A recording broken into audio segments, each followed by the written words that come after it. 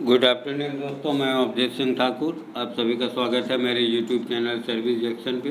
दोस्तों, जिन्होंने आधार ऑपरेटर और सुपरवाइज़र का फॉर्म भरा है या जिनका एग्ज़ाम होने वाला है या जो एग्ज़ाम देने वाले हैं, उनके लिए यह वीडियो रामबाण के समान है, क्योंकि यहाँ चैप्टर वाइज सारे क्वेश्चन दिए गए हैं। ये हमारा छठा सेट है दोस्तों, और ये चैप्टर 4 का सेट है, और चैप्टर 4 का नाम है आधार नामांकन और अद्यतन प्रक्रिया।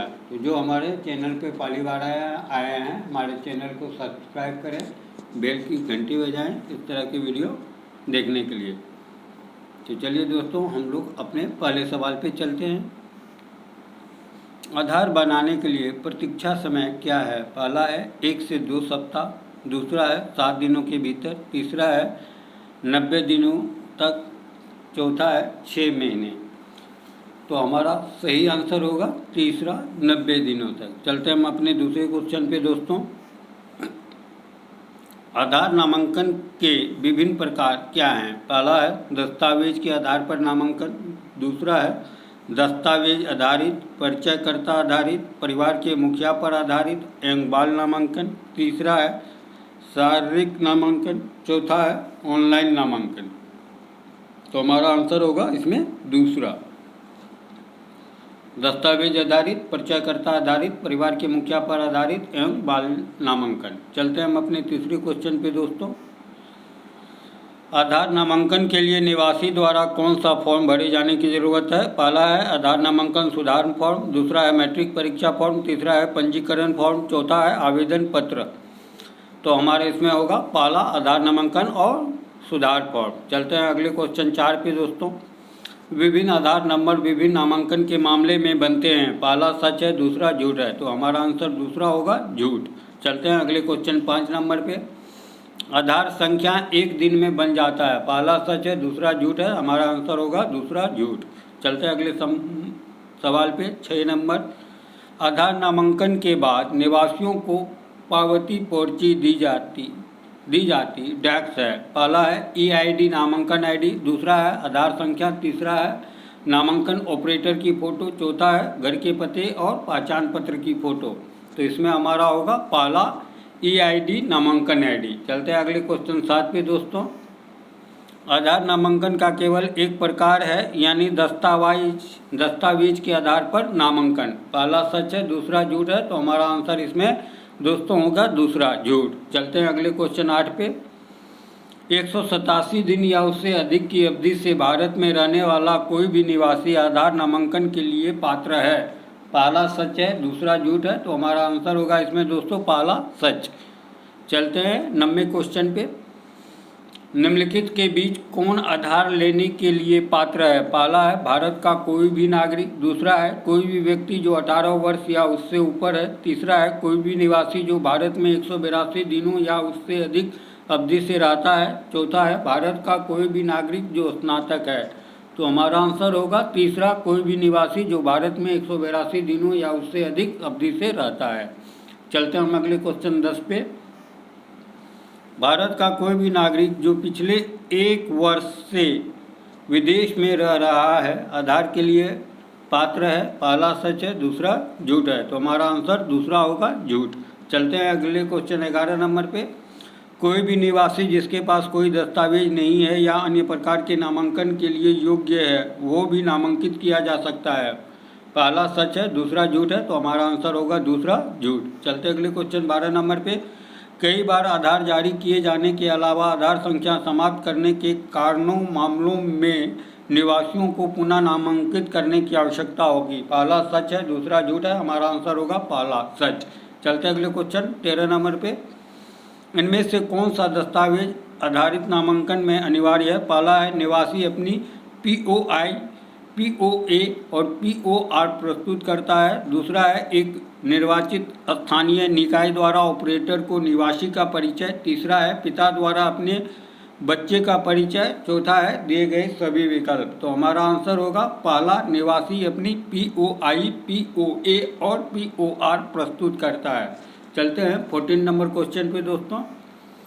निम्नलिखित में से किस प्रकार के नामांकन में निवासी POI, POA, POR दस्तावेज जमा करता है? पहला है दस्तावेज के आधार पर नामांकन, दूसरा है परिचयकर्ता आधारित नामांकन, तीसरा है परिवार के मुखिया आधारित नामांकन, चौथा है बाल नामांकन। तो हमारा सही आंसर होगा पहला, दस्तावेज के आधार पर नामांकन। चलते हैं अगले क्वेश्चन 15 पे।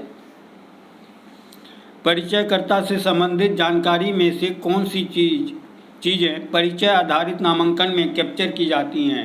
ए है परिचयकर्ता का नाम, बी है परिचयकर्ता का आधार संख्या, सी है परिचयकर्ता के परिवार का विवरण, डी है परिचयकर्ता की शैक्षिक योग्यता, ई है परिचयकर्ता की बायोमेट्रिक जानकारी। तो हमारा ऑप्शन है पहला में ABC, दूसरा में BCD, तीसरा में ABE, चौथा में दिए गए सभी विकल्प। तो हमारा आंसर होगा तीसरा ABE, मतलब परिचयकर्ता का नाम, परिचयकर्ता का आधार संख्या तथा परिचयकर्ता की बायोमेट्रिक जानकारी। चलते हैं क्वेश्चन नंबर 16 पे दोस्तों। परिचयकर्ता आधारित नामांकन की सुविधा के लिए परिचयकर्ता कौन बन सकता है? पहला है रजिस्ट्रार के कर्मचारी, परिचयकर्ता आधारित नामांकन, दूसरा है NGO के प्रतिनिधि, आंगनबाड़ी कार्यकर्ता, प्रभावक जैसे शिक्षक, तीसरा है स्थानीय प्रशासनिक निकायों के सदस्य, चौथा है दिए गए सभी विकल्प। तो इसमें हमारा होगा आंसर दिए गए सभी विकल्प। चलते हैं 17 नंबर क्वेश्चन पे दोस्तों। क्या ऑपरेटर पर्यवेक्षक कोई व्यक्ति परिचयकर्ता बन सकता है? पहला है हाँ, दूसरा है नहीं। तो हमारा आंसर हाँ होगा। चलते हैं क्वेश्चन नंबर 18 पे दोस्तों। इनमें से कौन परिचयकर्ता आधारित नामांकन प्रस्तुत करता है? पहला है निवासी अपने POI, POA और POR दस्तावेज जमा करता है, दूसरा है एक स्वास्थ्य कार्यकर्ता ऑपरेटर को निवासी संदर्भित करता है, तीसरा है द्वारा अपने बच्चों का परिचय, चौथा है दिए गए सभी विकल्प। तो इसमें दोस्तों हमारा जो आंसर होगा वो होगा दूसरा, एक स्वास्थ्य कार्यकर्ता ऑपरेटर को निवासी संदर्भित करता है। चलते हैं अपने क्वेश्चन नंबर 19 पे।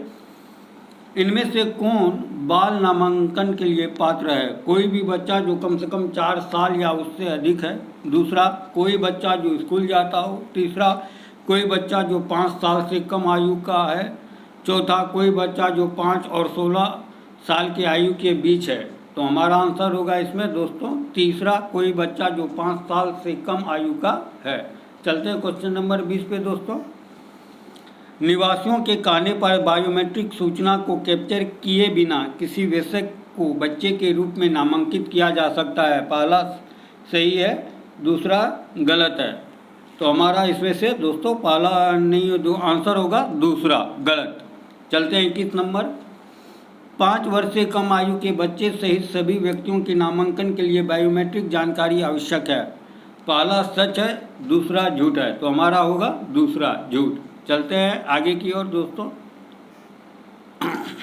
आधार के लिए नामांकन करते समय निम्न में से कौन सी जानकारी की आवश्यकता नहीं है? पहला जाति है, दूसरा नाम है, तीसरा पता है, उसके चौथा आयु है। तो इसमें हमारा आंसर होगा पहला जाति।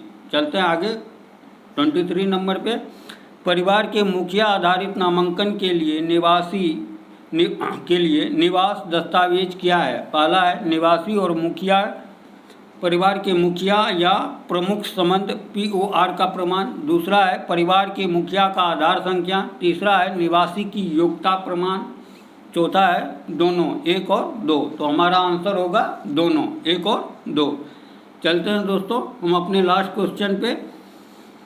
HOA आधारित नामांकन में निम्नलिखित में से कौन से जानकारी कैप्चर की गई हैं?